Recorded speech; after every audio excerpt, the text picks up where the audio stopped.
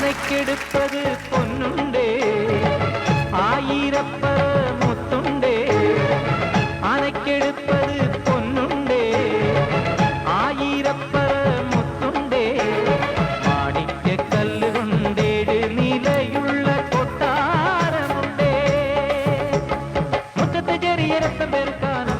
എന്റെ ദൈവമേ, കടം കേടി മുടിയാറായി. എന്നാലും ഇവൾക്ക് ഇതൊന്ന് പണയം വെക്കാനോ ഒന്ന് കൊണ്ട് വിൽക്കാനോ വിചാരിച്ചാൽ ഇവിടെ തരികയില്ല. എങ്ങനെ ഇതൊന്ന് മേടിച്ചെടുക്കാൻ ഒരു വഴി? ഡേ ചക്കാരേ, എന്താ? അയ്യോ കൊല്ലാൻ വരല്ലേ, ഞാൻ ഒന്ന് പറഞ്ഞോട്ടെ.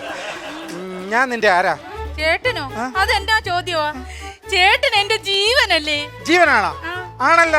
എന്നാ ഈ ജീവന്റെ ജീവനായ ചേട്ടന് മോളാ സ്വർണ്ണം ഒന്ന് പണയം വെക്കാൻ തന്നൂടെ? തരൂല്ല. അതെന്നാ? ഈ ജീവൻ പോയാലും ആ സ്വർണത്തിൽ നിന്ന് ഒരു തരി ഞാൻ എടുക്കത്തില്ല. അതെ, എനിക്ക് പാരമ്പര്യമായിട്ട് കൈമാറ്റം ചെയ്ത് കിട്ടിയ സ്വത്താ.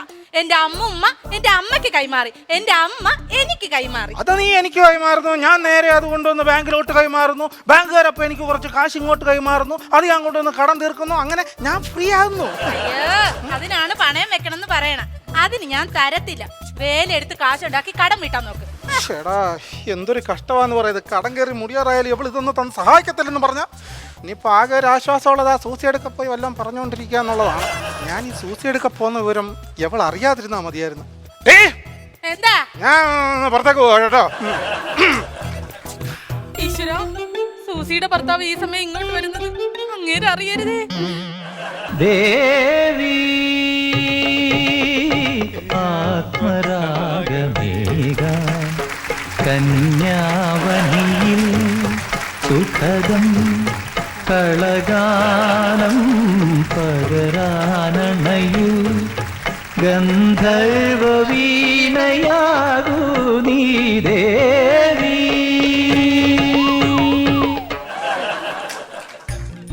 ഗന്ധേട്ടാ? എന്തേട്ടൻ? എന്തേട്ടനല്ല, ഗന്ധേട്ടൻ. ചേട്ടൻ വരുമ്പോ ഒരു പൂവിന്റെ വല്ലാത്ത മണവാ. ഏത് പൂവാ? ചവന്നാർപ്പൂ. കള്ളി.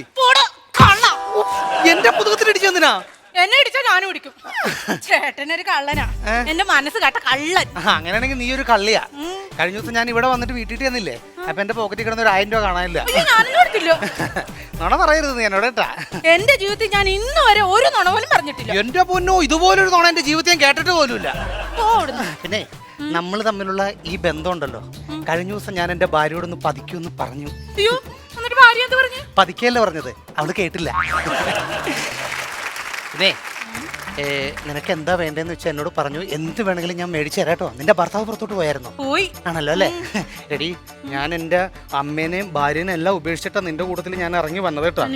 നിനക്കറിയാലോ, എന്റെ അമ്മ എന്ന് പറഞ്ഞു കഴിഞ്ഞാൽ ഇന്നവരെ കല്യാണം പോലും കഴിച്ചിട്ടുള്ള, അറിയാമോ?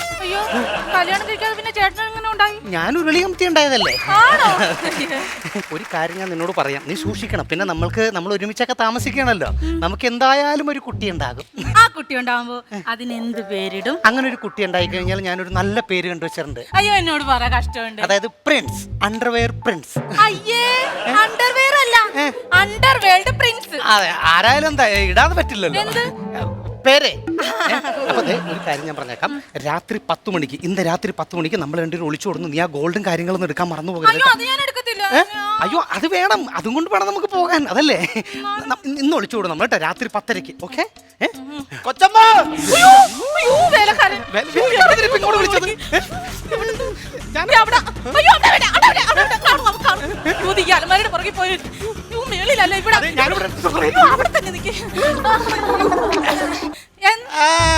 എപ്പ നോക്കിയാലും ഈ അലമാരയുടെ ചുറ്റും കിടന്നാണല്ലോ കളി മുഴുവൻ. എന്റെ അലമാരയുടെ മുന്നിൽ ഞാനല്ല, പിന്നെ നീ ആളെ കൊണ്ട് നിർത്തുവാ. അയ്യോ, നിന്നോട് ഞാൻ പല പ്രാവശ്യം പറഞ്ഞിട്ടുണ്ട്, മുട്ടാതെ വരരുത്, മുട്ടാതെ വരരുത്. ബാക്കിയുള്ളവരിപ്പൊ പേടിച്ചു വീണാനെ. ഞാൻ പല പ്രാവശ്യം മുട്ടിയിട്ടുണ്ട്. കൊച്ചമ്മ വീഴാത്ത എന്റെ കുഴപ്പമാണോ? 2 മാസമായി എന്റെ ശമ്പളം തന്നിട്ട്. എനിക്ക് വീട്ടിൽ പോകണ്ടേ? എനിക്ക് നാട്ടിൽ പോയി എന്റെ കുടുംബത്തിന് എനിക്ക് പൈസ കൊടുക്കണ്ടേ? അറിയത്തില്ലേ ദുബായിൽ സാമ്പത്തിക മാന്ദ്യമാണെന്ന്? ദുബായിൽ കൊച്ചമ്മയുടെ ആരും ഇല്ലല്ലോ. എന്റെ ആരെങ്കിലും ഉണ്ടായിട്ട് വേണം അവിടെ സാമ്പത്തിക മാന്ദ്യം ഉണ്ടാകാൻ. ഇവിടെ കിടന്ന് തോട്ടിപ്പണി എടുക്കണം. ഞാനും ദുബായിട്ട് എന്താ ബന്ധം ഞാൻ ചോദിച്ചത്. എടാ, ഇവിടെ ആ ചേട്ടൻ പണിക്ക് പോകുന്നില്ല എന്നുള്ള കാര്യം എന്ത് പറഞ്ഞാൽ എനിക്ക് ഇന്ന് പൈസ കിട്ടിയേ പറ്റുള്ളൂ. തരാടാ. തരാന്ന് പറഞ്ഞിട്ട് തരാതിരിക്കരുതേ. തരാതിരുന്നാലോ? എന്റെ പരാതി തീരൂല. നീ അലമാരൊക്കെ വന്ന് എന്തിനാ കളിക്കണത്? കൊച്ചമ്മ ഈ അലമാരിന് ചുറ്റും കിടന്ന് കളിക്കുന്നതിന്റെ കാര്യം എനിക്കറിയാം. പല രഹസ്യം ഉണ്ടെന്ന് എനിക്കറിയാം അതിനകത്ത്. അയ്യോ, എന്ത് രഹസ്യം? രഹസ്യം എനിക്ക് നാട്ടുകാർക്ക് മുഴുവൻ അറിയാം ഈ രഹസ്യം. അത് ഞാൻ പിന്നെ അറിയാതെ ഒന്നുമല്ല, അറിഞ്ഞോണ്ട് 65 പവന്റെ സ്വർണ്ണം അതിന്റെ അകത്ത് കയറ്റി വെച്ച കാര്യം നാട്ടുകാർക്കും അറിയാം, എനിക്കും അറിയാം, എല്ലാവർക്കും അറിയാം. അതിന് കുറച്ച് എടുത്ത് പണയം വെച്ചിട്ട് എന്റെ കാശ് തന്നാ അയ്യാടാ ഇച്ചിരി പൊളിക്കും. അത് പണയം വെച്ചിട്ട് നിന്റെ ശമ്പളം ഒന്നും ഞാൻ തരത്തില്ല. കാശ് കിട്ടട്ടെ, അപ്പൊ തരാം. കാശ് കിട്ടുമ്പോ തരാന്ന് പറഞ്ഞു. നീ ഇവിടെ നോക്കിക്കുന്ന എന്തിനാ? കറണ്ട് ബില്ല് പോയി അടച്ചേ. കറണ്ട് ബില്ല് പോയി അടയ്ക്കാൻ പണി മാത്രം എടുക്കണം, കാശ് തരൂല്ല. ഒരു എവിടെ ചെന്നാലും അതെ. അയ്യോ, അത് പോയാ? ഞാനൊരു മറ്റേ ഇവിടെ വന്നപ്പോൾ ഇറങ്ങി പോയായിരിക്കും. അതാരാ മനസ്സിലായില്ല? വേലക്കാരൻ. പിന്നെ വേലക്കാരനായാലും കൊള്ളു, ജോലിക്കാരനായാലും കൊള്ളു. ഒരു കാര്യം ഞാൻ പറയാം, ഇന്ന് രാത്രി 10 മണിക്ക് നമ്മൾ പോകുന്നു. ഓക്കെ, ഗോൾഡും കാര്യങ്ങളും എടുക്കാൻ മറന്നു പോകരുത് കേട്ടോ. അപ്പൊ എല്ലാം പറഞ്ഞല്ലേ?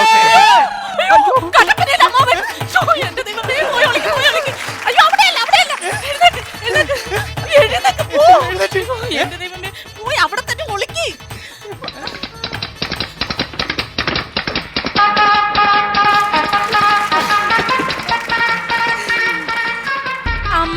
ശ്രീദേവി, മോളെ കാണാഞ്ഞിട്ട് അമ്മാവന് ഭയങ്കര പരിവേഷം. അതുകൊണ്ട് കിട്ടിയ വണ്ടിക്ക് അമ്മാവൻ ഇങ്ങ് കയറി പോന്ന്. അമ്മാവ സാധാരണ രാത്രിയാണല്ലോ വന്ന്, ഇന്നെന്താ പകല്?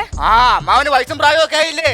സന്ധ്യ കഴിഞ്ഞ അമ്മാവന് കണ്ണുപിടിക്കൂല. മാത്രമല്ല എന്തെങ്കിലും ഒച്ച കേട്ട അമ്മാവന് ഭയങ്കര വിറയാ. എന്തെങ്കിലും കേട്ട് കഴിഞ്ഞാൽ അപ്പൊ മൂത്രം ഒഴിക്കും. അത് കാരണം പറഞ്ഞു വിടാൻ നോക്കടി. ഇവിടെ വല്ല പ്രേതബാധയുണ്ടോ? അത് ഉരുണ്ട് വന്നതാ. ഇങ്ങനെ റൗണ്ട് അല്ലേ, അതുകൊണ്ടായിരിക്കും. എന്നാ ബാക്കിയുള്ളവരൊന്ന് ഇരുന്നൊന്ന് കാറ്റ് കൊള്ളട്ടെ. യാത്ര ചെയ്ത് മടുത്ത്. എന്റെ അമ്മോ. അയ്യോ, അമ്മാവൻ അകത്തെങ്ങാനും ഇരിക്കു പോയി. എന്നെ അകത്തേക്കൂടെ നിനക്ക് തന്നെ എത്ര ധൃതി? അല്ല, കഴിക്കാൻ ഭക്ഷണമൊക്കെ ഉണ്ടായിരുന്നു. ചിക്കനും ചപ്പാത്തിയാ? ചപ്പാത്തി. ഇയാളെ ഇന്ന് ചമ്മത്തിയോ? ചമ്മന്തിയും കൂട്ടുള്ളൂ. അല്ല, ചപ്പാത്തിക്ക് നല്ല രുചിയായിരിക്കും. എന്നാ പിന്നെ അമ്മാവൻ അകത്ത് പോയി ഭക്ഷണം കഴിച്ചിട്ട് വരാം. ഓ ശരി ശരി. അല്ല, ഞാനേ മറ്റേ കേസ് പറയാൻ വന്നതെന്ന് പറഞ്ഞിട്ടുണ്ടെങ്കിലേ, നീ ഇവിടെ കിടന്ന് പരിങ്ങണ. ഇവിടെ കിടന്ന് പരിങ്ങണ എന്താണ്? അതിങ്ങനെ ഉരുണ്ടു പോയപ്പോഴേ. ഇത് പിന്നെ ഉരുണ്ട? ഇവിടെ എന്തോ പ്രേതബാധ ഉണ്ട്. സത്യം പറഞ്ഞോളണം. ഇവിടെ ഒരു കുഴപ്പമില്ല. എന്താ അമ്മാവ? ചപ്പാത്തിക്ക് നാടൻ കോഴിക്കറിയാണോ? ഇതാണ് അമ്മാവൻ. പറഞ്ഞു വിട്ടതിന് അല്ല, അതെ കാര്യം പറഞ്ഞേ. നിന്റെ നിപ്പിനൊരു പന്തികേട്.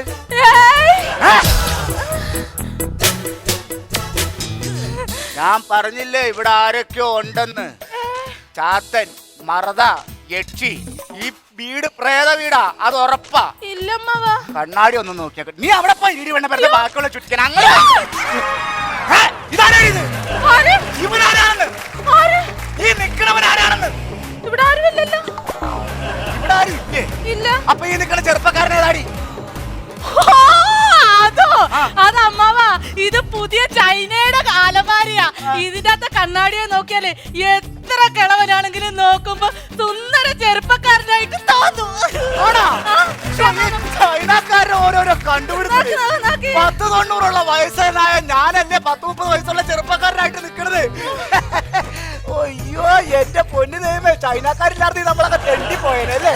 അടിപൊളി കണ്ണാടി. കൊള്ളാം, കണ്ണാടി ആയ ഇങ്ങനെ വേണം. അപ്പൊ ഞാൻ അകത്തുണ്ട്, നിന്റെ കെട്ടിയോ വരുമ്പോ അമ്മ വന്നിട്ടുണ്ടെന്ന് പറഞ്ഞേക്കണം കേട്ടോ. പറയാം. ചൈനക്കാരുടെ ഓരോരോ കണ്ടുപിടുത്തേ. ഒരു കാര്യം ഞാൻ പറഞ്ഞേക്കട്ടാ, ഈ അമ്മാവനെയൊക്കെ തല്ലിക്കൊന്നില്ലെങ്കിൽ നമ്മുടെ ജീവിതം നടക്കൂല. അപ്പൊ കറക്റ്റ് 10 മണിക്ക് ഇന്ന് നമ്മൾ പോകുന്നു. ഗോൾഡൻ സാധനങ്ങൾ എടുക്കാൻ മറക്കരുത്. ഓക്കെ, പറഞ്ഞ പോലെ.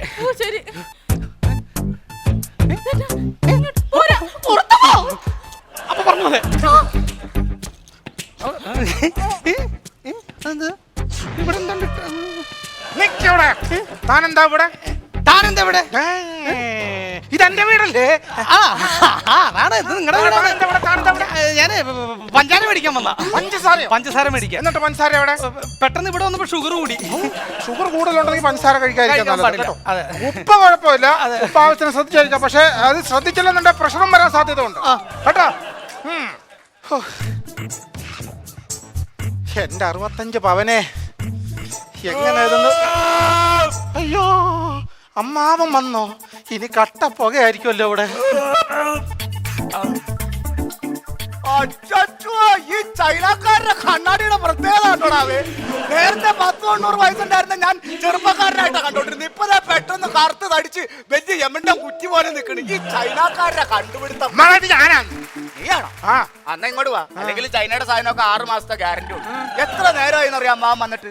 നീ ഇത്ര നേരം എവിടെയായിരുന്നു? ഞാൻ സൂസൈഡ് വരെ പോയത് സൂയിസൈഡ് ചെയ്യാൻ പോയതാ എന്താണ് നിനക്ക് ഇപ്പൊ കാരണം ഉണ്ടായത്? എന്റെ പൊന്നമ്മാവ കടം കയറിയിട്ട് ഇവിടെ നിക്കാൻ മേല അറിയാമോ? ഇങ്ങോട്ടിറങ്ങിയ കട ആ വീടിന് ചുറ്റും കടയുള്ള നല്ലതല്ലടാ, ദൂരെ പോകണ്ടല്ലോ.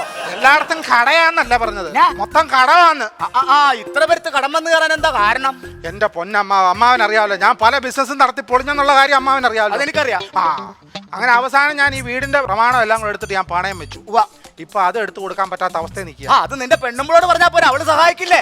അവളുടെ സഹായിക്കാന്ന് പറഞ്ഞ അങ്ങോട്ട് എന്നാ മതി. അവൾക്ക് 65 പവനുണ്ട്, പക്ഷെ അത് എന്നെ കണി കാണിക്കൂല. സ്ത്രീധനായിട്ട് 65 പവൻ കിട്ടിയോ? 65 പവൻ. എന്നിട്ട് അവക്കടെ കയ്യിലും കഴുത്തിലും ഞാനൊന്നും കണ്ടില്ലല്ലോ. അതെങ്ങനെ കാണും? അതെല്ലാം കൂടെ കെട്ടിപ്പൂട്ടി താണ്ടി ഇതിനകത്ത് കൊണ്ടുവച്ച് പൂട്ടി വെച്ചേക്കല്ലേ അലമാരിയിലോ? ആ എന്റെ ദൈവമേ, 65 പവൻ ഇതിന്റെ ഉള്ളിലാണോ? അതിന്റെ ഉള്ളിൽ പൂട്ടി വെച്ചേക്ക. അതിന്റെ താക്കോലും അവിടെ എനിക്ക് കാണാൻ പോലും തരികല്ലോ. എങ്ങനെയെങ്കിലും ഇതിന്ന് കുറച്ച് സ്വർണ്ണം അടിച്ചു മാറ്റണമല്ലോ. എടാ മരുമോനെ, എന്തോ? ഈ അമ്മാവൻ രക്ഷപ്പെടാനുള്ള ചില വഴികൾ പറഞ്ഞു തരാം. അമ്മാവൻ അല്ല, നീ രക്ഷപ്പെടാനുള്ള ചില കുറുക്ക് വഴികൾ അമ്മാവൻ പറഞ്ഞു തരാന്ന്. എടാ, നീ നിന്റെ ഭാര്യയോട് നുണ പറയണം. എനിക്ക് അത്യാവശ്യമായിട്ട് മദ്രാസ് വരെ പോകാനുണ്ട്, അതുകൊണ്ട് ഞാൻ പോകുവാന്ന് പറഞ്ഞ് നീ ബാഗ് കൊടുത്തുകൊണ്ട് വീടിന്റെ പുറത്തേക്ക് പോകുന്നു. നേരെ ബസ് സ്റ്റാൻഡിൽ ചെന്ന് നീ ഒരു കാലിച്ചായ കുടിക്കുന്നു. ഒരു കാലിച്ചായ കുടിക്കാൻ വേണ്ടി അവിടെ വരെ പോയാൽ എനിക്ക് തലക്ക് ഭ്രാന്താണ്. അമ്മാവ ഇവിടെ ചുമ്മാ ചായ ഇട്ട് കുടിച്ചോണ്ട് എന്റെ പാഴുതടി, നിന്നെ ഞാൻ എങ്ങനെ പറഞ്ഞ് മനസ്സിലാക്കും? എടാ, നീ മദ്രാസിൽ പോരാന്ന് പറഞ്ഞ് പോയി അവിടെ പോയി കാലിച്ചായൊക്കെ കുടിച്ച് കറങ്ങി തിരിഞ്ഞ് രാത്രി ഒരു 11 മണിയാകുമ്പോ തിരിച്ച് വീട്ടിൽ വന്നാ നിനക്ക് സുഖമായിട്ട് ഇത് തുറന്ന് സ്വർണ്ണം എടുത്തോണ്ട് പോകാൻ പാടില്ലടാ. അത് കൊള്ളാം. അപ്പൊ ഞാൻ ഇവിടുന്ന് നേരെ മദ്രാസിൽ പോവാന്നും പറഞ്ഞ് അങ്ങോട്ട് പോകുന്നു. അവിടെ ചെന്നൊരു ചായ കുടിച്ച് കറങ്ങി രാത്രി വന്ന് ഇത് എടുത്തോണ്ട് പോകുന്നു. അത് ശരിയാവൂലല്ലോ. എന്നാ എന്റെ അമ്മാവ അവള് വിടില്ലേ? അവള് ഇവിടെ ഉള്ളിടത്തോളം കാലം ഇത് എടുക്കാൻ പറ്റത്തില്ലെന്ന്. അവക്കട അമ്മയുടെ അനീതിക്ക് സുഖമില്ല. അവർക്ക് അമ്മയുടെ അനിയത്തിക്ക് എന്നാ സുഖമില്ലാന്ന് ഒരു കുഴപ്പമില്ലോ. ഞാൻ നാളെ പോയി കണ്ടല്ലേ, ഒരു കുഴപ്പമില്ല അവർക്ക്. എടാ വൃത്തികെട്ടവനെ, നീ നിന്റെ ഭാര്യയോട് പറയണ, എടി നിന്റെ അമ്മയുടെ അനിയത്തിക്ക് പെട്ടെന്ന് സുഖമില്ലാണ്ടായി എന്ന് പറഞ്ഞ അവള് കെട്ടും കിടക്കെടുത്ത് ഇവിടുന്ന് പോവോ? അപ്പൊ അവള് വീട്ടിലുണ്ടാവോ? ഇല്ല. അപ്പൊ ഈ പറഞ്ഞ രാത്രി നിനക്ക് വന്ന് സുഖമായിട്ട് എടുത്തോണ്ട് പോകാൻ പാടില്ല. അത് കൊള്ളാം, അത് സൂപ്പർ ഐഡിയ. അപ്പൊ ഞാൻ ഇവിടുന്ന് മദ്രാസിനാണെന്ന് പറഞ്ഞ് അങ്ങോട്ട് പോയിട്ട് അതിന്റെ കൂട്ടത്തിൽ അവളെയും പറഞ്ഞ് വീട്ടിൽ വിട്ടിട്ട് തിരിച്ചു ഇവിടെ വന്നത് എടുക്കാൻ വരുമ്പോ അമ്മാവനെ മുമ്പിക്കാണ്. പറഞ്ഞ പോലെ അമ്മാവനൂടെ ഉണ്ടല്ലോ. എന്തായാലും നീ കുത്തി തുറക്കോ, സ്വർണ്ണം എടുത്തോണ്ട് പോവോ, വിൽക്കോ, എന്ത് വേണമെങ്കിലും ചെയ്തു, അമ്മാവൻ ഒരു തടസ്സമായിട്ട് ഈ വീട്ടിലുണ്ടാവില്ല. അമ്മാവന്റെ ലാസ്റ്റ് ബസ്സിന് ഇപ്പൊ തന്നെ കട്ടപ്പനയ്ക്ക് പോയേക്കാം. അമ്മ പോകണം, നീ ഇതെടുത്തോ, നീ രക്ഷപ്പെട്ട് കണ്ടാ മതി. അപ്പൊ കൊള്ളാം. ഞാൻ മദ്രാസിന് പോവാണെന്നും പറഞ്ഞ് കള്ളം പറഞ്ഞ് ഇവിടുന്ന് പോകുന്നു. അതിന്റെ പുറകെ അവളെയും ഇവിടെ പറഞ്ഞ് വീട്ടിൽ വിടുന്നു. തിരിച്ച് രാത്രി ഇവിടെ വരുന്നു. ഈ പൊന്നലമാര കുത്തി തുറന്ന് ഇതിനകത്തുള്ളതെല്ലാം ഞാൻ എടുക്കുന്നത് എന്റെ എല്ലാ മുതലാളി പിച്ചും പേയും പറഞ്ഞോണ്ടിരിക്കുന്നത്. ഒരു പിച്ചും പേയില്ല. ഞാൻ നിന്നോടൊരു കാര്യം പറയാൻ പോവാണ്, ശ്രദ്ധിച്ചു കേട്ടോ. എന്തെന്ന്? ഇപ്പൊ തന്നെ നീ ഈ വീട്ടിൽ നിന്ന് ഇറങ്ങി പോകണം. മുതലാളി എന്നോട് ക്ഷമിക്കണം മുതലാളി. എന്താണ്? കറണ്ട് ബില്ലടക്കാൻ നിന്ന കാശെടുത്ത് ഞാനൊരു പൈറ്റ് മേടിച്ച് കഴിച്ചോ. അതും തുറച്ചോ? എന്ത് പറയാനും ശരി, നീ ഇപ്പൊ തന്നെ നിന്റെ വീട്ടിൽ പോകണം. എന്തിനാ മുതലാളി ഞാനിപ്പോ വീട്ടിൽ പോണത്? എടാ പ്രാന്ത, ഞാൻ ഈ പറയുന്നത് കേൾക്ക്. ഞാൻ ഇന്ന് ഇവിടുന്ന് അത്യാവശ്യമായിട്ട് മദ്രാസ് വരെ ഒന്ന് പോവുക. അത് മാത്രമല്ല, അവളുണ്ടല്ലോ നിന്റെ കൊച്ചമ്മ, അവൾ ഇപ്പൊ അവിടെ വീട്ടിലേക്ക് പോകും. അപ്പൊ പിന്നെ ഈ വീട്ടിൽ കുറച്ച് ദിവസത്തേക്ക് ഇവിടെ ആരും കാണത്തില്ല. അതുകൊണ്ടാ പറഞ്ഞ നീ ഇവിടെ നിൽക്കണ്ട, നീ നിന്റെ വീട്ടിൽ പൊക്കോ. പറഞ്ഞ മനസ്സിലായോ? ആരും അന്ന് ഞാൻ പൊക്കോളാം മുതലാളി, കുഴപ്പമില്ല. ആരും കാണത്തില്ലേ? അപ്പൊ മുതലാളിയില്ല, കൊച്ചമ്മയില്ല, ആരുമില്ല. ഞാൻ വീട്ടിൽ പോകുക എന്നാണെന്ന വ്യാജേന ബസ് സ്റ്റോപ്പിൽ ചെല്ലുന്നു. അവിടെ നിന്ന് കറങ്ങിത്തിരിഞ്ഞ് ഒരു രാത്രി 10 മണി കഴിയുമ്പോൾ ഇവിടെ വരുന്നു, അലമാര കുത്തി തുറക്കുന്നു, സ്വർണം എടുക്കുന്നു, ഞാൻ രാജാവാകുന്നു, രക്ഷപ്പെടുന്നു. ഹലോ ചേട്ടാ, പിന്നെ ഒരു 9:30 NSSന്റെ അവിടെ വന്നാ മതി. നമുക്ക് അവിടുന്ന് വീട്ടിൽ വന്ന് സ്വർണം എടുത്തോണ്ട് പോവാം. ഓ ഇല്ല, ചേട്ടാ മദ്രാസിൽ പോകുക. വേലക്കാരനെ പറഞ്ഞ് വീട്ടിൽ വിട്ടു. അമ്മാവൻ തിരിച്ച് കട്ടപ്പനയ്ക്ക് പോയി. എടി, പിന്നെ ഞാൻ ഇന്നിവിടെ കാണത്തില്ല, നീ ഇങ്ങോട്ട് വരണ്ട കേട്ടോ. എന്റെ അമ്മയുടെ അനിയത്തി. ഓ ശരി.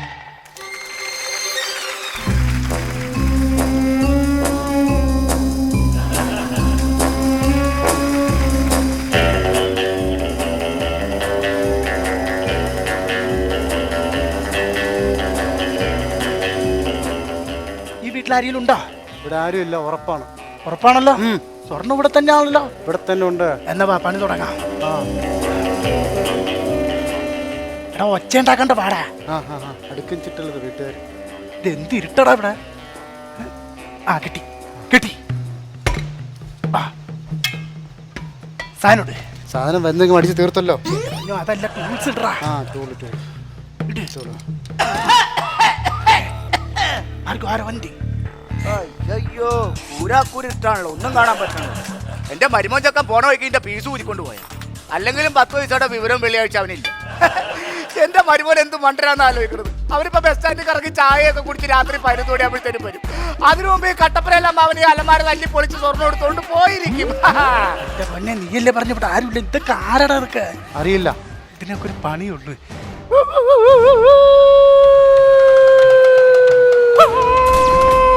എന്റെ ദൈവമേ, കാലത്തെ വന്നപ്പോഴേ എനിക്ക് സംശയം തോന്നിയതാ ഇത് പ്രേതബാധയുള്ള വീടാണെന്ന്. അയ്യോ,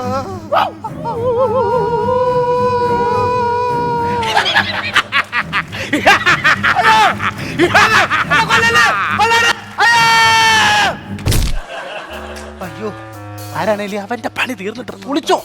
പൊളി പൊളിക്കണം. വലിക്ക് വലിക്ക്. എന്നെ വലിക്കാനല്ല, ഈ ഡോറെ പിടിച്ച് വലിയടാ. ഒരുവൻ മുതലാളി, ഇതിൽ ഞാൻ തൊഴിലാളി. ഒരുവൻ മുതലാളി, ഇനി മുതൽ ഞാനാ മുതലാളി. കൊച്ചമ്മ അവള് പൂതനെ, അവള് കൊച്ചമ്മയല്ല. അവളവക്കടെ വീട്ടിൽ പോയേക്കുന്നു. ശമ്പളം ചോദിച്ചാൽ അവള് തരൂല്ല. ദുബായിൽ അവക്കടെ ഇന്ന് നീ ഞാൻ കുത്തിപ്പൊളിക്കും. ഈ കാശ് കൊണ്ട് ഞാൻ ദുബായിക്ക് പോകും. ദുബായിലെ മാന്യം മുഴുവൻ ഞാൻ തീർക്കും. ഈ കുരിശ് ഇതിനെങ്ങനെ ഒഴിവാക്കും? ഇവരെ ഒഴിവാക്കണം. അയ്യോ, കുമാരേട്ടാ, കുമാരേട്ടാ. എന്തോ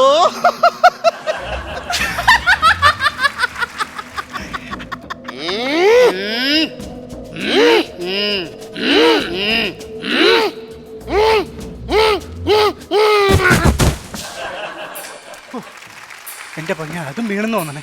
പൊളിച്ചോ, പൊളി വലിക്ക്. നീ ആ വെട്ടുകത്തി ഇട്ട പൊളിക്കണം. എന്താ എടുക്കാനുള്ളത് വേഗം എടുത്തോ. ഗോൾഡ് കാര്യങ്ങൾ. അയ്യോ, ഞാൻ താക്കോലെടുക്കാൻ മറന്നുപോയി. എവിടാ താക്കോലോടെ കൊണ്ട് വെച്ചത്? അയ്യോ, എനിക്കറിയത്തില്ല, ഞാൻ ഓർക്കുന്നില്ല. എന്റെ ദൈവമേ. നോക്കാം. ഇതെന്തോ വീടിന്റെ അകത്തുണ്ട് കമ്പ് പണിത് വെച്ചേക്കുന്നത്. നീ ആ ടോർച്ച് എന്തെങ്കിലും ഉണ്ടെങ്കിൽ തന്നിങ്ങട്ട് കാണാനും പറ്റും.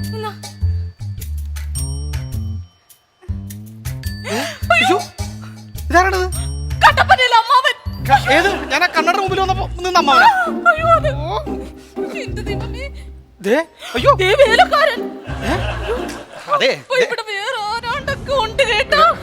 ഈ മനുഷ്യനെ പേടിപ്പിക്കണ്ട. ടോർച്ച് ഇവിടെ വേറെ ആരാണ്ടൊക്കെ കേറിയിട്ടുണ്ട്. ഒരു കാര്യം നമ്മൾ എത്രയും പെട്ടെന്ന് സാധനം എടുത്തു നമുക്ക് പുറത്തോട്ട് ഇറങ്ങണം. ആരെങ്കിലും കൊണ്ടായിട്ട് നമുക്ക് സ്വർണ്ണം എടുത്തോട്ട് പോയാ പോരെ. വേഗം വാ. ഇതെങ്ങനെ പൊളിക്കും ദൈവമേ. ഇതെങ്ങനെ വല്ല പൊളിക്കാൻ പറ്റിയ വല്ല സാധനങ്ങൾ എന്തെങ്കിലും ഉണ്ടോ? വിക്കാസ് കാണൂ. വിക്കാസ് എടുത്തോണ്ട് വരാം. അയ്യോ, എവിടാണോ എന്തോ വെച്ചിരിക്കുന്നത്.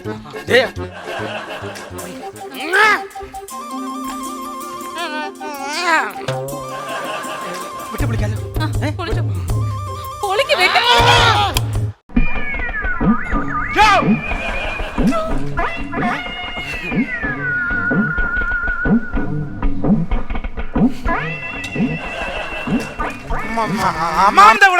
ഞാൻ ലാസ്റ്റ് ബസ്സിന് പോകാൻ ചെന്നപ്പോ അത് ഫസ്റ്റിലേ പോയി, പിന്നെ പോയില്ല. നീ എന്താ ഇവിടെ? അത് ഞാൻ വീട്ടിൽ ചെന്നപ്പോ കുഞ്ഞമ്മയുടെ അസുഖം മാറി, അതുകൊണ്ട് ഞാനിങ്ങ് പോയി. നിങ്ങൾ എന്താ മദ്രാസിൽ പോകാഞ്ഞത്? മദ്രാസിലെ പേര് മാറ്റി ചെന്നൈ നാക്കി. അങ്ങോട്ട് വണ്ടിയൊന്നുമില്ല. ഓ ഓ, പഞ്ചസാരക്കായിരിക്കും. അല്ല, ഉപ്പായാലും മതി. ഓഹോ, നീ വീട്ടിൽ പോയില്ലേ ഇതുവരെ? എന്റെ മുതലാളി ഒരു വീടാകുമ്പോ ഏറ്റവും കൂടുതൽ വൃത്തിയാണ് വേണ്ടത്, അറിയാമോ? പാതിരാത്രി 12 മണിക്കാണോ വൃത്തി ഉണ്ടാക്കുന്നത്? അയ്യോ, സമയം 12 മണിയായോ? ഇതാണ് ഒരു ജോലി ചെയ്ത സമയം പോണ അറിയതേ ഇല്ലല്ലോ. എന്തായാലും എല്ലാവരും ഉണ്ടല്ലോ, ഓരോ ഗ്ലാസ് ചായ എടുത്താലോ? എക്സ്ക്യൂസ് മീ, ഞങ്ങളൊന്നങ്ങ് പൊക്കോട്ടെ. ഇത് യവന്മാർക്ക് ഇതേതാ? ഞങ്ങൾ കള്ളന്മാരാ. നിങ്ങൾ ഇത്രയും പേര് ഇവിടെ ഉണ്ടെന്ന് അറിഞ്ഞാൽ ഞങ്ങൾ വരില്ല. ഞാൻ പറഞ്ഞ നമ്മുടെ ഒന്നും മനസ്സിൽ കള്ളമില്ലാത്തത് കൊണ്ട് നമ്മളൊക്കെ കൃത്യസമയത്ത് വരികയും ചെയ്ത് കള്ളന്മാരെ പിടിക്കുകയും ചെയ്ത്. ഈ കള്ളന്മാരൊക്കെ ഉണ്ടല്ലോ, ഒറ്റ കോമഡി സൂപ്പർ നൈറ്റ് 2-ൽ ഇന്നത്തെ നമ്മുടെ അതിഥി വിവിധ ഭാവങ്ങളിൽ വിവിധ രൂപങ്ങളിൽ നമ്മെ വിസ്മയിപ്പിച്ച താരറാണി, നായിക സങ്കല്പങ്ങൾക്ക് തന്നെ ഒരു മാറ്റം വരുത്തിയ ആ പ്രഗത്ഭയായ അഭിനേത്രി, ഏറെ ബഹുമാനത്തോടു കൂടി തന്നെ ഞാൻ സ്വാഗതം ചെയ്യുന്നു ശ്രീമതി KR വിജയ. നിലത്തിൽ വിത്തിക്കും നിனைப்பை വിതയ്ക്കും പൊന്മകൾ വந்தாள் பொருள் கோடி தந்தாள் பொன்மகள் வந்தாள் பொருள் கோடி தந்தாள் பூமேடை வாசல் பொங்கும் தேனாக கண்மலர் கொஞ்சம் கனிவோடு என்னை ஆளாக்கினாள் அன்பிலே முத்துக்கள் சிரிக்கும் நிலத்தில் தித்திக்கும் நினைப்பை விதைக்கும் முத்துக்கள் சிரிக்கும் நிலத்தில் தித்திக்கும் நினைப்பை விதைக்கும் சொர்க்கத்தின் மனப்பை ரசிக்கும் பித்தத்தில் மயக்கம் மலர்க்கும் வைரமோ என் வசம் வாழ்விலே பரவசம் வீதியில் ஊர்வலம் விழியலாம் நவரசம் பொன்மகள் வந்தாள் பொருள் கோடி தந்தாள் பூமேடை வாசல் பொங்கும் தேனாக கண்மலர் கொஞ்சம் கனிவோடு என்னை ஆளாக்கினாள் அன்பிலே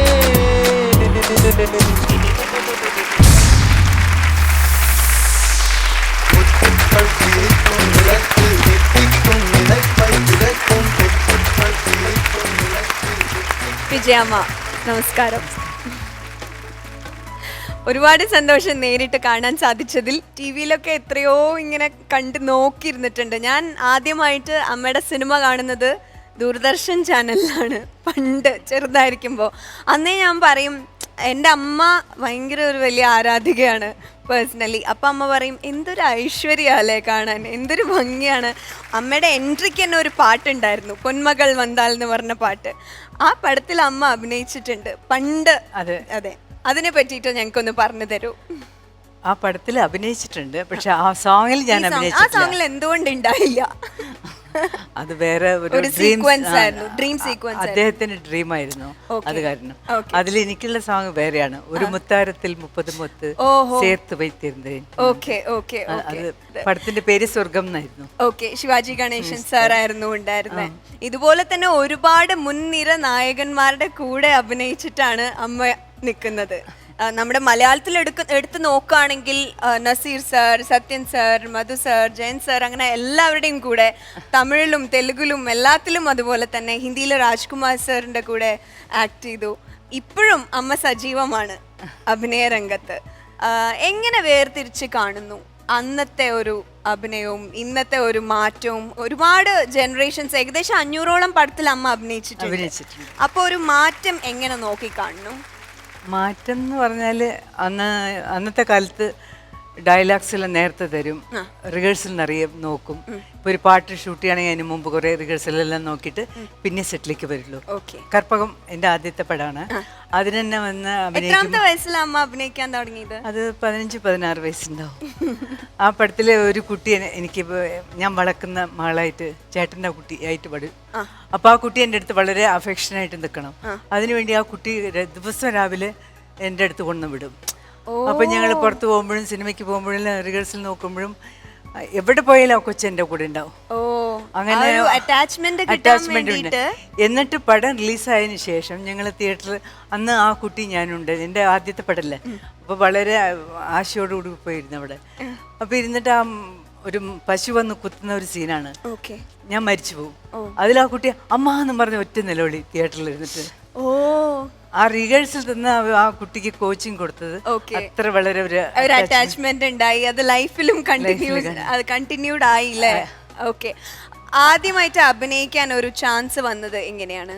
ഞാൻ ചെന്നൈയിൽ ഡ്രാമയിലൊക്കെ അഭിനയിച്ചുകൊണ്ടിരുന്നു. ആ സമയത്ത് വന്നിട്ട് സിംസൺ കമ്പനി ചോക്ലേറ്റ് ഉണ്ടല്ലോ, അതിൽ വന്നിട്ട് എൻ്റെ ഫോട്ടോ ഇട്ടുണ്ടായിരുന്നു.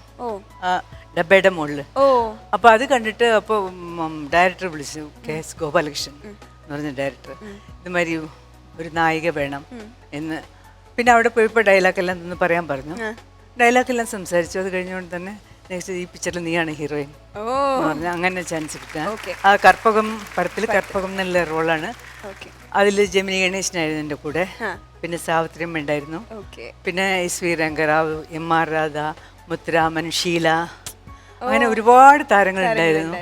അത് എൻ്റെ ഒരു ഭാഗ്യമായിട്ടാണ് ഞാൻ കരുതുന്നത്. മലയാളത്തിലേക്കുള്ള വരവ് എങ്ങനെയായിരുന്നു അമ്മയുടെ? അത് കഴിഞ്ഞ് രണ്ടാമത്തെ പടം ചെയ്തുകൊണ്ടിരിക്കുമ്പോഴാണ് മലയാളത്തിന് ആദ്യം മണവാട്ടി. അതിൽ സത്യമാഷ്, മധുസാറൊക്കെ ഉണ്ടായിരുന്നു, രാഖിയമ്മ ഉണ്ടായിരുന്നു. അങ്ങനെയാണ് ആ പടത്തിൽ വന്നത്. അഷ്ടമുടിക്കായലിലെ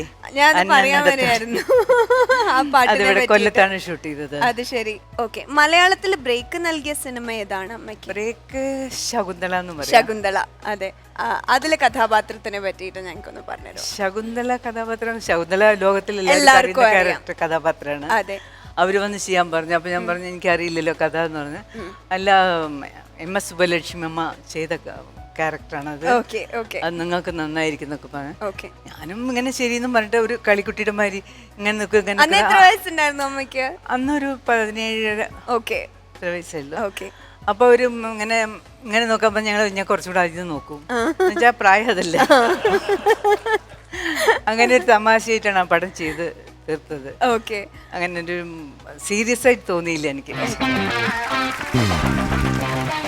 നമസ്കാരം. നമസ്കാരം. നമസ്കാരം. നമസ്കാരം. ഞാൻ സെൻസർ ബോർഡിൽ നിന്ന് വരുന്നത്.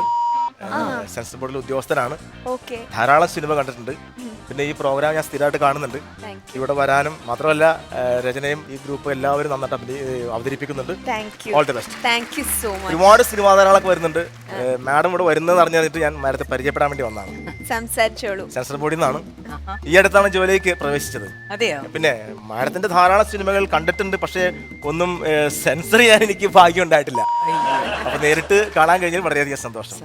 അല്ല സാർ, ഇപ്പൊ ഈ മേഖലയിലേക്ക് അപ്പൊ എങ്ങനെ എത്തിപ്പറ്റി? മേഖലയിലേക്ക് എത്തിയെന്ന് പറയുന്നത് സെൻസർ ബോർഡ് എന്ന് പറയുമ്പോൾ കട്ടിംഗ് ആണല്ലോ. അതെ. അപ്പൊ അത്ര വലിയ എക്സ്പീരിയൻസ് ഉള്ള ഒരാളൊന്നും ആയിരുന്നില്ല ഞാൻ. എല്ലാവരെ പോലെ തുടക്കമായിരുന്നു ഞാൻ. അപ്പൊ ഒരു ദിവസം ഒരു എക്സ്പീരിയൻസ് ഉള്ള ഒരു സെൻസർ ബോർഡിൽ വലിയൊരു ഉദ്യോഗസ്ഥൻ വന്നു. അപ്പോൾ കട്ടിങ് എല്ലാം കഴിഞ്ഞപ്പോൾ പുള്ളി ഇങ്ങനെ കണ്ണാടിയിൽ നോക്കിയിട്ട് ഇഷ്ടമായി പുള്ളി, കൊള്ളാം, ഗുഡ്, പോരുന്നോന്ന് ചോദിച്ചു. ഒന്നും ആലോചിച്ചില്ല, കത്രിയും ചീപ്പ് കൊടുത്ത് കൈ വെച്ച് ഞാൻ വണ്ടിക്ക് കയറി പുള്ളി വീട്ടിലേക്ക് പോയി. ആദ്യം ഒരു 1-2 വർഷമൊക്കെ കുട്ടികളും പിന്നെ അങ്ങനെ പുള്ളിയുടെ ബന്ധുക്കളും അങ്ങനെയൊക്കെ, പിന്നെ പുല്ല് വെട്ടി ഇങ്ങനെ ഗാർഡനൊക്കെ വെട്ടി. അപ്പോഴാണ് ഈ സെൻസർ ബോർഡിൽ ഒരു ഒഴിവ് ഉണ്ട് എന്ന് പറഞ്ഞപ്പോൾ എൻ്റെ പേര് സജസ്റ്റ് ചെയ്തു. അങ്ങനെ പോസ്റ്റിംഗ് ആയി. അങ്ങനെ ഒരു 3 വർഷം കഴിഞ്ഞു. ഞാൻ എല്ലാം പഠിച്ചു കഴിഞ്ഞപ്പോൾ ഞാൻ അവിടെ നിന്ന് പുള്ളിനെ കട്ട് ചെയ്തു. ഇപ്പം ഞാനാണ് മെയിൻ. അപ്പുറത്തേക്ക് വേറെ ആരും ഞാൻ അവിടെ അനുവദിക്കില്ല. കട്ടിംഗ് എന്ന് പറഞ്ഞാൽ എനിക്കൊരു കാര്യമാണ്. അല്ല, ഞാൻ ഈ ഇടയ്ക്ക് വേറൊരു ന്യൂസും കൂടി കേട്ടു. 50 കോടി മുടക്കിയിട്ട് സ്വിറ്റ്സർലാൻഡിൽ വെച്ചിട്ട് ഷൂട്ട് ചെയ്ത ഒരു സിനിമ, അതിലെ ഹീറോയുടെ എൻട്രി സെൻസർ ബോർഡിൽ കട്ട് ചെയ്തു. ഞാൻ കട്ട് ചെയ്യും. നിയമം വിട്ടുള്ള കളിക്ക് ഞാൻ നിൽക്കില്ല മാഡം. നിയമത്തെ പാലിക്കണ്ടേ, നിയമത്തെ അനുസരിക്കണ്ടേ, നിയമത്തെ നമ്മുടെ രാജ്യം. ഇപ്പൊ ഓക്കെ, നായകൻ ബൈക്കിൽ വരുന്നു. ഈ ബൈക്ക് യാത്രക്കാരെ നിർബന്ധമായിട്ടും ഹെൽമെറ്റ് ധരിക്കണമെന്ന് നിയമമില്ലേ? ഈ നായകൻ ഹെൽമെറ്റ് ധരിച്ചിട്ടില്ല. ഇത് സ്വിറ്റ്സർലാൻഡിൽ നടക്കുന്ന കഥയല്ലേ? എന്റെ മോളെ, അവിടുത്തെ കഥയാണെങ്കിൽ ഇവിടെ കാണിക്കുന്ന കേരളത്തിലാണല്ലോ. കേരളത്തിലാണോ നിയമമുള്ളത്? അതുകൊണ്ട് ഞാൻ കട്ട് ചെയ്യും. ഇനി ഒരു കാരണവശാലും ഇത്തരത്തിൽ എന്റെ മുന്നിൽ വരെയായിരുന്നു. അല്ല, ഇങ്ങനെയൊക്കെ ആണെങ്കിൽ കുറെ അധികം കട്ട് ചെയ്യേണ്ടി വരൂല്ലേ? എന്തുമാത്രം എനിക്ക് കട്ട് ചെയ്യാൻ ഒരു ഹരമാണ്. അല്ല, ഞാൻ ചോദിക്കട്ടെ, സാറിന്റെ ഈ ഒരു ആവേശം കാണുമ്പോൾ ഞാൻ ചോദിക്കണം, വീട്ടിലും സാർ ഇങ്ങനെയാണോ? ഞാൻ എന്റെ ഔദ്യോഗിക ജീവിതത്തിലും ഞാൻ കർക്കശക്കാരനാണ്, ജീവിതത്തിലും കർക്കശക്കാരനാണ്. ഇപ്പോ ജീവിതത്തിൽ ഞാൻ സ്വാഭാവികമായിട്ടും സെൻസറിംഗ് എന്ന് പറഞ്ഞാൽ കട്ടിങ്ങും ഇങ്ങനെയൊക്കെയാണല്ലോ, ഒഴിവാക്കുക, ആവശ്യമില്ലാത്ത സംഭവം ഒഴിവാക്കുക. വീട്ടിൽ യാതൊരു പ്രശ്നമില്ല, പ്രശ്നങ്ങളൊക്കെ ഒഴിവാക്കി എല്ലാ പ്രശ്നങ്ങളും ഞാൻ ഒഴിവാക്കും. സൂപ്പർ. ഉദാഹരണത്തിന് ഇപ്പൊ മീൻ കൊണ്ടുവരുമ്പോഴൊക്കെ, ഈ പച്ചക്കറി കൊണ്ടുവരുമ്പോഴൊക്കെ ആവശ്യമില്ലാത്തൊക്കെ ഞാൻ തന്നെ കട്ട് കളഞ്ഞിട്ട് മീനൊക്കെ തലയും വാലും കളഞ്ഞ് ചതമ്പല കളഞ്ഞിട്ട് വരഞ്ഞിട്ട് ഇങ്ങനെ കൊട്ടമ്പുളിയില്ലേ ചതച്ചിട്ട് വെന്ത് വരുമ്പില്ലേ നല്ല പച്ച വെളിച്ചെണ്ണയിൽ നല്ല പച്ചുള്ളി ചിറ്റിച്ചിട്ട് ഇങ്ങനെ കാണിച്ചിട്ടേ ഒരു എന്റെ പൊന്നെ കഴിച്ചിട്ടാ സൂപ്പറാണ്. വിരൽ കടിക്കട്ടെ, ഞാൻ വീട്ടിലേക്ക് വാ. ഞാൻ ഇതുവരെ കഴിച്ചിട്ടില്ല, ഞാൻ വരാം. ഒരു ദിവസം വീട്ടിലേക്ക് വാ, തീർച്ചയായിട്ടും ഞാൻ വെച്ച് തരാം. കിടിലൻ മീൻകറി. ഇതിനാണ് നാട്ടുകാർ അസൂയക്കാർ പറഞ്ഞത്, ആ സെൻസർ ബോർഡിൽ ഉദ്യോഗസ്ഥനല്ലേ, അവൻ അടുക്കള ചണ്ടിയാണ്, വനിതയാണ്, അവൻ പെണ്ണുമോത്തനാണ് പറഞ്ഞിട്ടാക്കണത്. അസൂയക്കാര് തീർച്ചയായിട്ടും ചെയ്യണോണ്ട് കുഴപ്പമൊന്നുമില്ല. പക്ഷെ ഞാനിങ്ങനെ കേട്ടിട്ടുണ്ട്, ചില നല്ല സിനിമകളിലെ നല്ല ഭാഗങ്ങൾ കട്ട് ചെയ്ത് കളയുന്നു. അത് സത്യമാണോ? സത്യമാണ്. ഈ നല്ല സിനിമയിലല്ലേ നല്ല ഭാഗങ്ങൾ ഉണ്ടാവുന്നത്, ചീത്ത സിനിമയിൽ ചീത്ത ഭാഗങ്ങൾ ഉണ്ടാവും. അപ്പൊ നല്ല സിനിമയിലെ നല്ല ഭാഗങ്ങൾ കട്ട് കളയും, അത് തെറ്റാണോ? നല്ല ഭാഗങ്ങൾ എന്തിനാ കട്ട് ചെയ്ത് അത് നല്ല സിനിമയുണ്ട്, നല്ല സിനിമയിൽ നല്ല ഭാഗങ്ങൾ അത് ഞാൻ കട്ട് കളയും. എന്തെങ്കിലുമൊക്കെ കട്ട് ചെയ്യണ്ടേ? ഇങ്ങനെയൊക്കെ ചെയ്യാൻ പാടുമോ? പിന്നെ അതല്ലേ സെൻസർ ബോർഡ്. തെലുങ്ക് പടങ്ങളൊക്കെ ഇങ്ങനെ തെലുങ്ക് നമുക്ക് ഇന്ന ഭാഷയൊന്നുമില്ല, പക്ഷെ ഈ അടുത്ത് ഏറ്റവും കൂടുതൽ വെട്ടിക്കളഞ്ഞ അല്ലു അർജുന്റെ പടമോ ഇഷ്ടം പോലെ കാച്ചം പിച്ചം വെട്ടിയിട്ടുണ്ട്. വെട്ടെന്ന് പറഞ്ഞാൽ വെട്ടിക്കഴിഞ്ഞ് സിനിമ ഇറങ്ങുമ്പോ ഏതൊക്കെ ഭാഗം പോയി എങ്ങനെയൊക്കെയാണ് നമുക്ക് ഈ ഭാഷ ഇംഗ്ലീഷ് ഒന്നും അറിയാൻ പാടില്ല. സിനിമയുടെ വഴിക്ക് കിടക്കും, വെട്ടിന്റെ വഴിക്ക് കിടക്കും. അതാണ് എന്റെ ഒരു വഴി. അല്ല, ഈ ഇടയ്ക്ക് ഞാൻ കേട്ടു ഏട്ടൻ ഒരു സിനിമ സംവിധാനം ചെയ്യാനുള്ള പുറപ്പാടിലാണ്. അത് താങ്കൾ തന്നെയല്ലേ? അറിഞ്ഞോ എന്റെ പൊന്നെ, ഈ വരവ് വന്നതുകൊണ്ടാണ് ഇനി ഞാൻ ഈ മീഡിയയിലേക്ക് ഞാൻ വരില്ല. ഈ മീഡിയയിലെ കാല് കുത്തിയോള് മോള് മണത്തിറങ്ങി. ഇതാണ് മീഡിയ. അതറിയാം. ഏതായാലും ചോദിച്ച സ്ഥിതിക്ക് ഞാൻ പറഞ്ഞേക്കാം, എന്റെ സിനിമ എന്ന് പറയുന്നത് ഒരു 2020 മോഡൽ സിനിമയാണ്.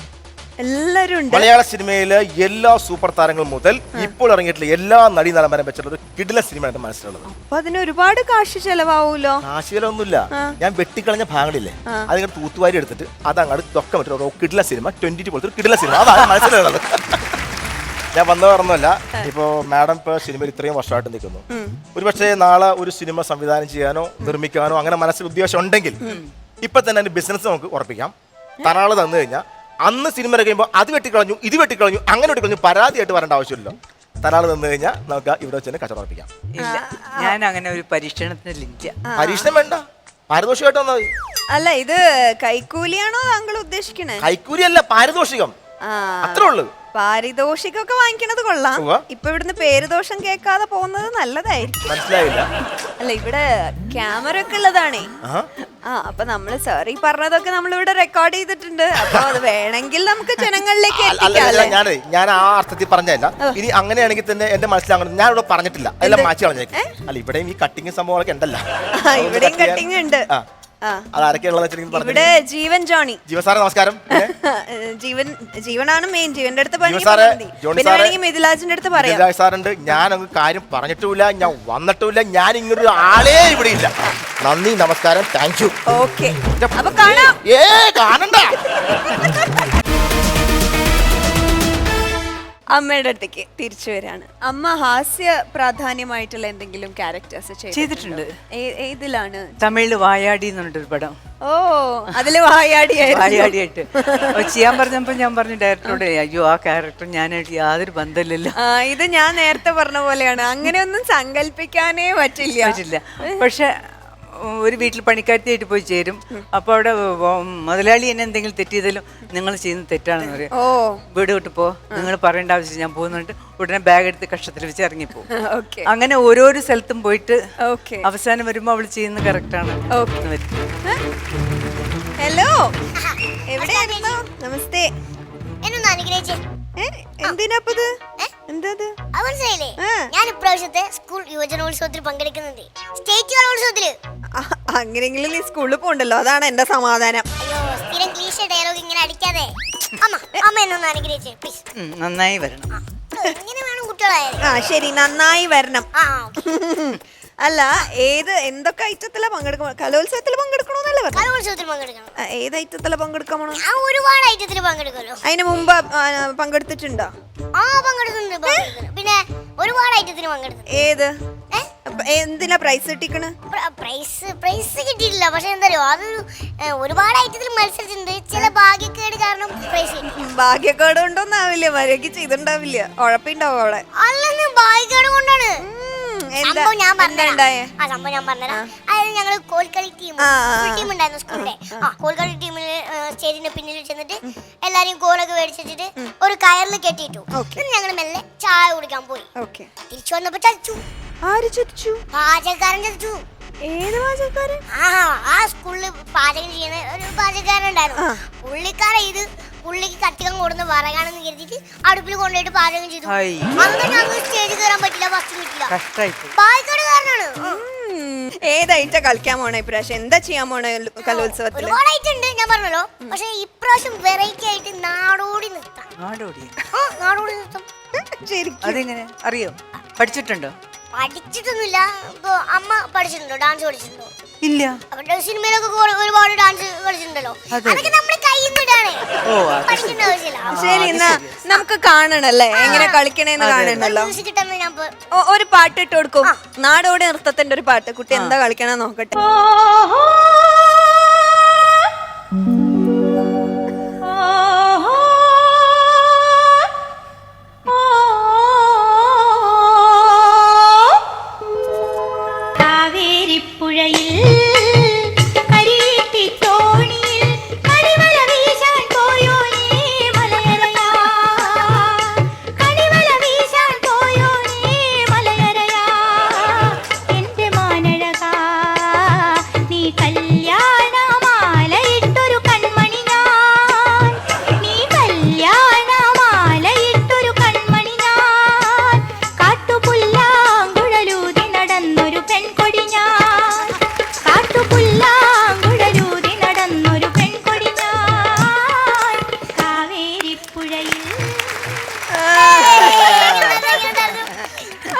കൊഴപ്പില്ല, പക്ഷെ ഇതൊന്നും അവിടെ കൊണ്ട് ചെന്ന് ഏൽക്കൂല.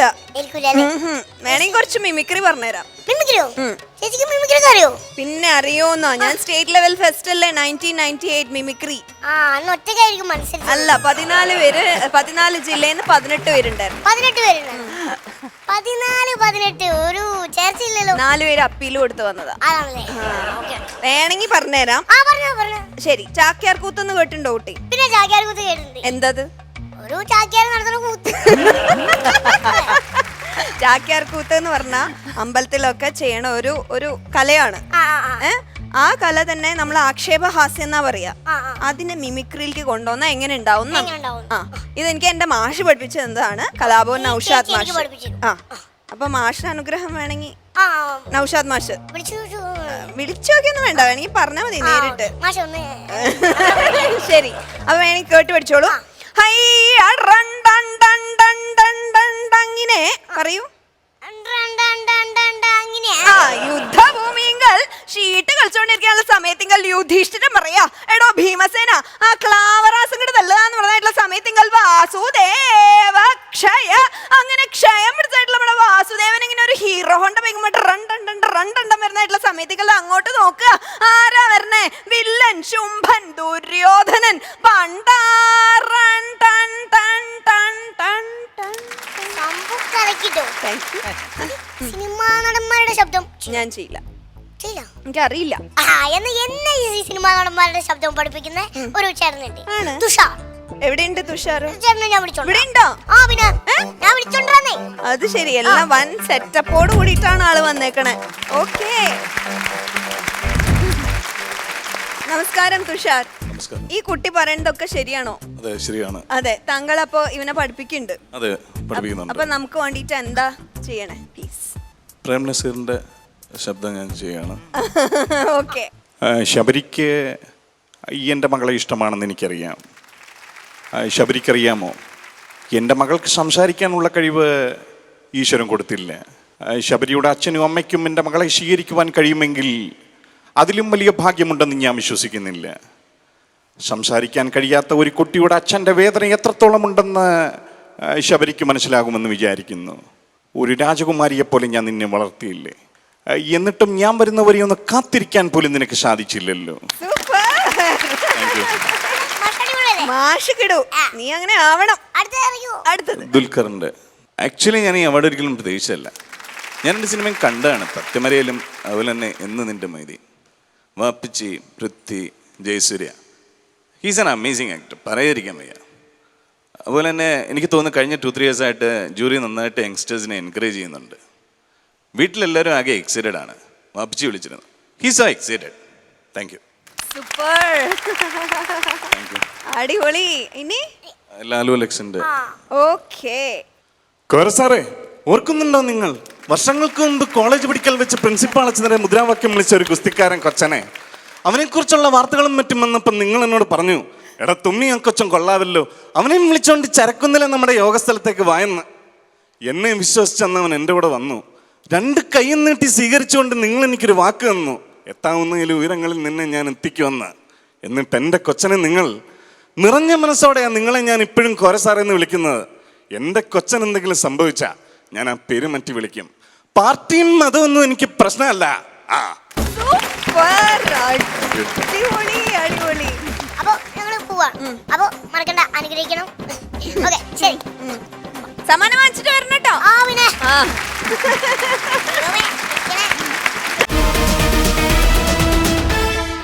അമ്മയുടെ ബാല്യകാലം എങ്ങനെയായിരുന്നു? സ്കൂൾസിലൊക്കെ എങ്ങനെ കോമ്പറ്റീഷൻ? ഇല്ല, ഞാൻ സ്കൂളിൽ പോയ ഓർമ്മ എനിക്കില്ല. അമ്മയച്ഛനും പറയാറുണ്ട് 3ാം ക്ലാസ് വരെ പഠിച്ചിട്ടുണ്ടെന്ന്. അതും എനിക്കറിയില്ല. ഞാൻ പിന്നെ വന്ന് എൻ്റെ പഠിത്തം എന്ന് പറയുന്നത്, ഞാൻ പഠിച്ചത് തന്നെ ഡ്രാമയിൽ കൂടിയും സിനിമയിൽ കൂടിയാണ്. പല കഥകളാകട്ടെ, മഹാഭാരതം, ഭാരതം, മറ്റേ രാമായണം, അങ്ങനെ പല എല്ലാ കഥകളും സ്കൂളിൽ പോയി പഠിക്കേണ്ടതെല്ലാം ഞാൻ പഠിച്ചത് സിനിമയിൽ കൂടിയാണ്. ശരിക്കും അതൊരു എക്സ്പീരിയൻസ് കൂടെ പഠിക്കുക എന്ന് പറയുന്നത് ഒരു വലിയ ഒരു കൊല്ലമൊക്കെ പോയി പഠിച്ചാലേ വന്ന് ഒരു പാഠം നമുക്ക് മനസ്സിലാക്കാൻ പറ്റില്ല. 6 മാസം അല്ലെങ്കിൽ 3 മാസമൊക്കെ പഠിക്കണം. പക്ഷെ സിനിമ എന്ന് പറയുമ്പോൾ 1 മണിക്കൂർ 1/2 മണിക്കൂർ നമ്മൾ ഒന്ന് കാണുമ്പോൾ അത് നമ്മുടെ മനസ്സിൽ പതിയും. അപ്പൊ അങ്ങനെ അതിയെ കൂടെ അങ്ങനെ ഞാൻ പഠിച്ചതാണ്. ഓക്കെ, അങ്ങനെ കണ്ടും കേട്ടും പലരും പകർന്നു തന്ന അറിവും എല്ലാം ഇന്നത്തെ ഒരു ശക്തിയായിട്ട് നിൽക്കുന്നത്. പുതിയ തലമുറയോട് അമ്മയ്ക്ക് എന്താ പറയാനുള്ളത്? ഇപ്പോൾ വരുന്ന കുട്ടികളെല്ലാം നല്ലോണം പഠിച്ചവരാണ്. അവർക്ക് നല്ല ബുദ്ധിയുണ്ട്, വിദ്യാഭ്യാസമുണ്ട്, എല്ലാം കാര്യങ്ങളും അറിയാം. ഞാനൊക്കെ വരുന്ന കാലഘട്ടത്തിൽ വന്നിട്ട് ആർട്ടിസ്റ്റുമാരെല്ലാവരും, ഇപ്പോൾ ശിവാജി സാറാവട്ടെ, വലിയ വലിയ സ്റ്റാറുകൾ എല്ലാവരും 3 വയസ്സിൽ 4 വയസ്സിൽ കിണ്ടിപ്പാലായിട്ടാണ് കമ്പനിയിൽ ചേരുന്നത്. പിന്നെ ആ കമ്പനിയുടെ അകത്താണ് അവരുടെ വളർച്ച. ഇന്നത്തെ കുട്ടികളെല്ലാം കോളേജിൽ പോയിട്ട് ബുക്സിലും പേപ്പറിലും നെറ്റിലും ഒക്കെ നോക്കിയിട്ട് അവർക്ക് നമ്മളൊന്നും പറയേണ്ട ആവശ്യമില്ല, അവർക്ക് തന്നെ അറിയാം എല്ലാം. അതെ, അപ്പൊ അമ്മയ്ക്ക് പ്രത്യേകിച്ചായിട്ട് ഒന്നും പറയാനില്ല. നിങ്ങൾ തന്നെ നല്ലത് ചൂസ് ചെയ്തിട്ട് നല്ലൊരു ജീവിതം നയിക്കൂന്നാണ് അമ്മ പറയണത്. എനിക്ക് വീണ്ടും ഇങ്ങനെ ചോദിക്കാൻ തോന്നുന്ന, രണ്ടുപേരും ഞങ്ങൾക്ക് വേണ്ടിയിട്ട് പാട്ട് പാടാമോ? പാട്ട് നിങ്ങൾ പാടി, ഞാൻ ലിപ്പ് മൂഡ് കൊടുക്കും. ആക്ടിങ്ങോട് ശരി, ഞാൻ പാടി ഇവരൊക്കെ ഓടും. അപ്പൊ ഒരു പാട്ടിടാം, അമ്മ അതിന് വേണ്ടിയിട്ട് ലിപ്പ് മൂഡ്. യെസ്.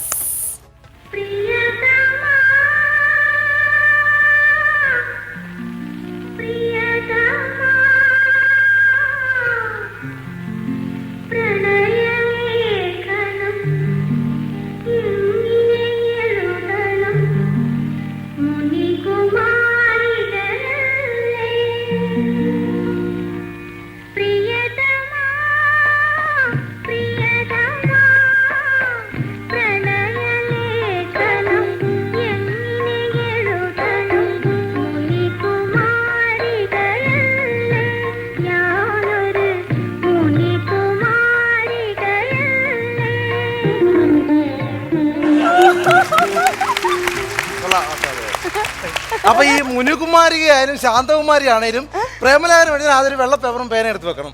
എന്നിട്ട് പിന്നെ ഇഷ്ടമാണെന്ന് പറഞ്ഞ് ഐ ലവ് യു എന്ന് എഴുതി വെച്ചാൽ പ്രണയലേഖനമാകും. ഐ ലവ് യു ഒന്നുമില്ല. അയ്യോ, അന്നത്തെ പ്രണയലേഖനം ഇപ്പോഴത്തെ ഐ ലവ് യു. പിന്നെ എന്നെ മനസ്സിലായോ? ഇത് മുസ്തഫയാണ്, നമ്മുടെ ഇവിടുത്തെ സെക്യൂരിറ്റി ആണ്. അതെ, സെക്യൂരിറ്റി ആണ്. നമ്മളൊന്നും പരിചയമില്ല, അതാ മനസ്സിലാകാൻ.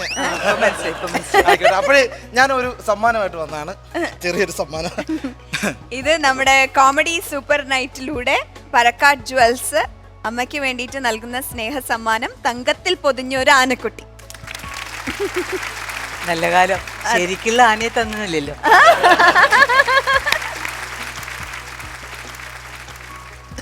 അപ്പൊ ഓക്കെ, ഇതെന്റെ ഞാൻ എല്ലാവർക്കും കൊടുക്കാനുള്ള സ്ഥലം.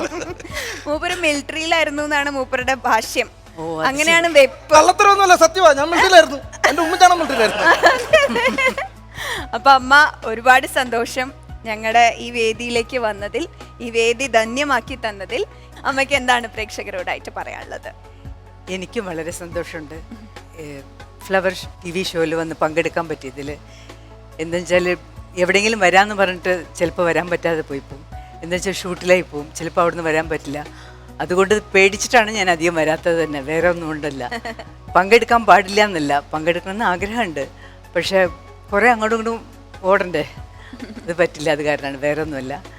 ഏതായാലും ഇതിൽ പങ്കെടുക്കാൻ പറ്റിയതിൽ വളരെ സന്തോഷം. ടീമിലുള്ള എല്ലാവർക്കും എൻ്റെ നന്ദി, നമസ്കാരം. നിങ്ങൾക്ക് നമസ്കാരം. Thank you so much. Thank you. ഇതൊരു Wish you all the വലിയൊരു best. അനുഗ്രഹമാണ്. താങ്ക് യു അമ്മ. Thank you so Wish you all the much. best. Thank you. എത്ര നന്ദി പറഞ്ഞാലും നമുക്ക് മതിയാവില്ല. അതുപോലെ തന്നെ എത്ര ചിരിച്ചാലും നമുക്ക് മതിയാവില്ല. ചിരിപ്പിക്കാൻ വേണ്ടിയിട്ട് ഞങ്ങൾ തയ്യാറാണ്. ചിരിക്കാൻ വേണ്ടിയിട്ട് നിങ്ങളും തയ്യാറായിട്ടിരുന്നോളൂ. പുതിയ അധ്യായങ്ങളിൽ നമുക്ക് വീണ്ടും കണ്ടുമുട്ടാം. ഇത് കോമഡി